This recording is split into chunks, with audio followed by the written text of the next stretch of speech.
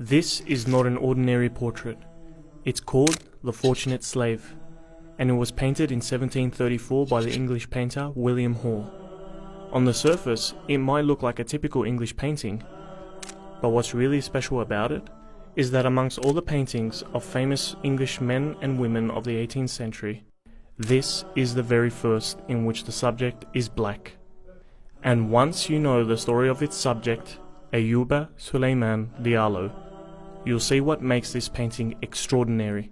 Born and raised in eastern Senegal to a prominent Muslim family, Diallo was known for his great intelligence and memory from a young age. By the time he was 15, he had memorized the entire Quran and familiarized himself with the Maliki school of Islamic law.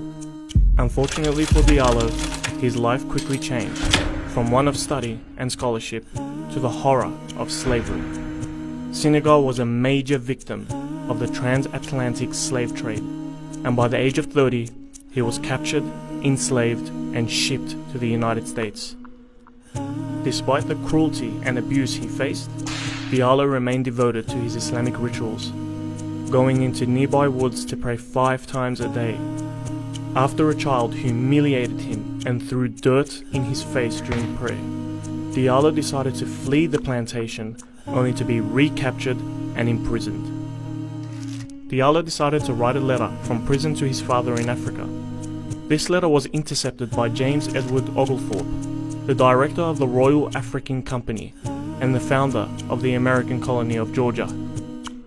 Upon reading it, Oglethorpe wrote that he was touched by Diallo's words and arranged that Diallo was to be freed and sent over to England. When Diallo arrived in 1733, he was greeted as a free man amongst the people of England. He made friends in the circles of the elite and would often debate with Christian priests and bishops. At a time known for its extreme racial prejudice, people were impressed with his intelligence, monotheistic beliefs, and piety. Diallo was approached by William Hall to paint his now famous portrait. What makes this portrait significant is not just the presence of a black man, it's the way he's depicted.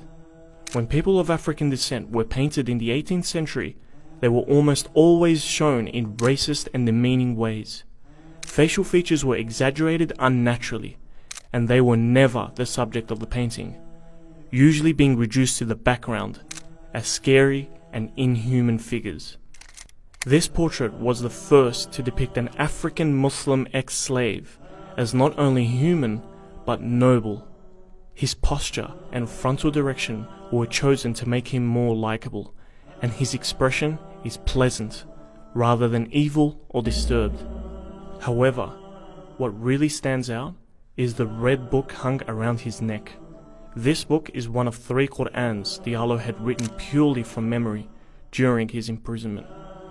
In many ways, this portrait sums up his incredible story. A profoundly religious West African man, enslaved and abused, who won respect and freedom from a society that believed he was inferior, and who throughout his years in slavery never lost pride in his identity as a black Muslim.